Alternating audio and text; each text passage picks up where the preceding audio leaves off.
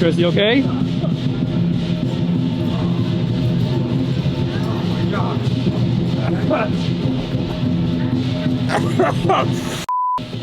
I inhaled so much smoke.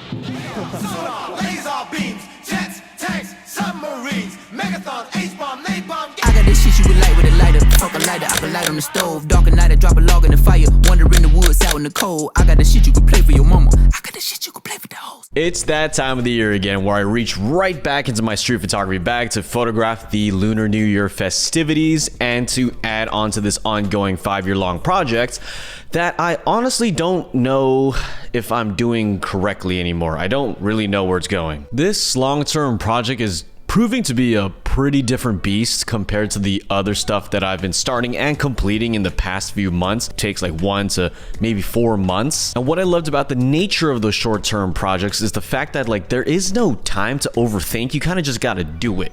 And I really like that kind of one lane, one track mindset where it's make it or break it. Got to do it in this quick deadline. Going back to, you know, this long-term Chinatown project, there's a lot of room to overthink and a lot of room to overanalyze and doubt and ignore and procrastinate, but then overwork and then super concentrate and then cycle back to the other stuff. But before we get into it, let's thank the sponsor of this video, Squarespace. Squarespace provides some of the industry-leading tools for making a portfolio for photographers like us who want to be taken seriously. I recently renovated my website to be more focused on my documentary work. Squarespace allows a lot of customizability from their award-winning templates to something as simple as changing the background to black. I love how my website feels more mature, and if I have any questions or problems, I know I can contact the 24/7 customer service to get myself squared away. You can start a free trial today at squarespace.com/ChrisChew. Use my code ChrisChew at checkout for 10% off your first purchase.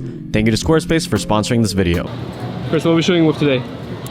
So we're shooting mostly black and white, but because we were blessed with some powder today, with some snow, I actually shot a few color rolls. Just to, yeah, I know, kind of ironic, right? Just to make sure that I'm telling the story of, you know, the colors that play into like Chinese New Year, Super Saturday, and all those celebration contrasted with like the fresh snow that we have in New York City, which is always sick, you know, just to see like snow envelop an entire place, an entire environment, and give it a completely different look. Walking around Mott Street, walking around Canal, walking around like the entire like Chinatown area, just seeing like what the snow changes in this place, and apparently a lot.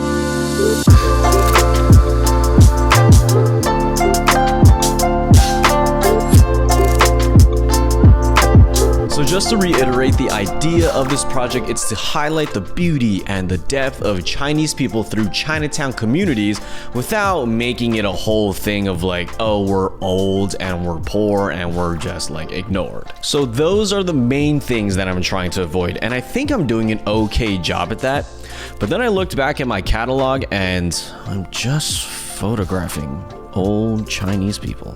I mean, don't get me wrong, I connect to the photos that I make and I feel like these subjects have been beautiful so far, but it's not really straying away from the things that I want to avoid from a outside perspective. And in that vein of avoiding cliches and having more powerful storytelling, I feel like we got some pretty good momentum late last year, like through some connections and some timely events, and that momentum refired a couple weeks ago with more of the same of what I just said. And in that moment of photographing, I feel like the project is going in a great direction. And then the dust settles, I rest, I get the scans back, I start, you know, reviewing it, and then it goes away.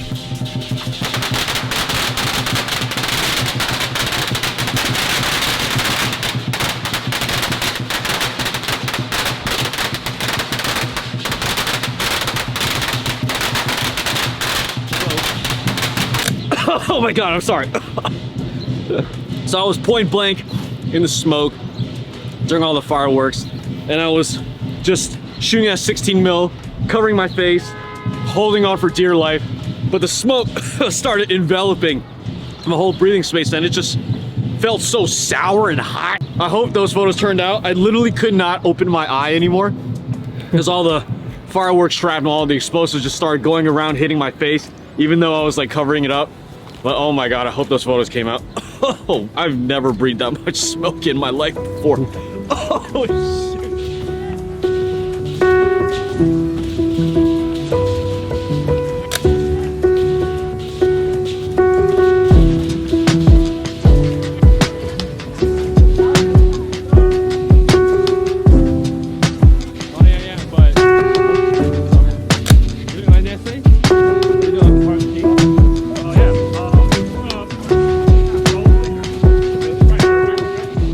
right now I want to focus a little bit more on the qualitative, intangible components of my photography, and I feel like I'm doing a great job in focusing on bringing those things to light. Could be really anything, but for me in this scenario, it's cultural nuances. It could be a comfort level that is truthfully conveyed. I didn't just tell someone to be comfortable. It could be an act of love. It could be anything. For example, I gained access to one of the Lion clubs that participated in the parades. This is a goal that I set out for myself last year after those 2 sessions that I did in New York and in SF. If you want to see that, you can click up here as well. Having that priceless opportunity to photograph this behind the scenes activity and life, there's a layer of depth here because the public won't ever see this live. This extra element here is the spirituality, the Buddhist tradition, and the sacredness of the moment. When you see those lion dancers hit the street, on the outside, you see it as entertainment. You see 2 performers making this lion dance, making the eyes blink, making the ears wiggle, making this whole thing interactive with the crowd. Beneath that is, of course, an ancient Chinese custom and tradition and practice that is much more spiritual than meets the eye. And in this particular photo, the brushstrokes are a symbol of bringing the lion to life. Another example of bringing this quality of intangible storytelling through a photo is this one right here. This one is not even about Chinese New Year.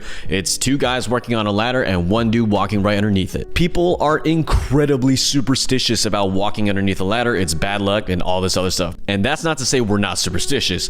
Ironically, we are extremely superstitious. I don't know if you know this, but the number 4, we are very afraid of the number 4. It's kind of like a curse or something, so we don't really take part in pop culture superstition.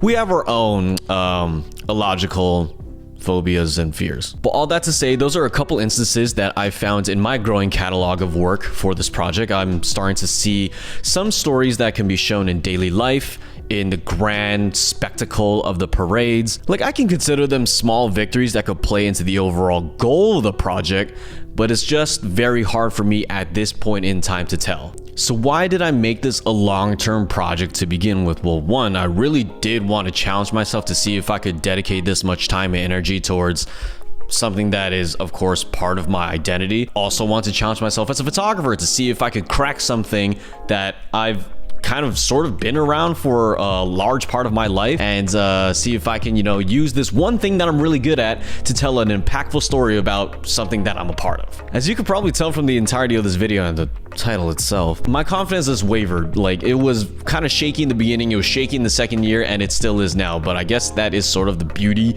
of documentary photography and projects and long-term stuff in general, is because you'll never know when it'll be done. You'll never know where it'll go. I certainly don't. But will it end in 5 years? I don't really know. But it's just this whole thing of like the mystery of, you have this growing catalog. It could be overgrown. It could be this giant block of marble and there's no statue of David in there yet, but you really don't know anything, or I don't for that matter. But for now, I will continue to follow my instincts on where this project feels like it's going. I will continue to nurture those connections and those relationships that I have now. Maybe they could lead to something else. I mean, there might be things that I've mentioned in this video that I don't give myself enough credit for, because there are things that happens this past year that I didn't have the 2 years prior. So maybe this is going to be a little bit more specific eventually, but for now it's just daunting how broad it is, if you know what I'm saying. So that's why I feel lost in this photography project for now. I think I got some like good photos like here and there, I think, but maybe this will evolve into something that I never expected from the start, so who knows. Thank you guys so much for watching this long video. Make sure you like, subscribe, and comment down below about what you thought of the photos, about what I kind of just word vomited in front of you. And yeah, I will see you in the next video. Peace.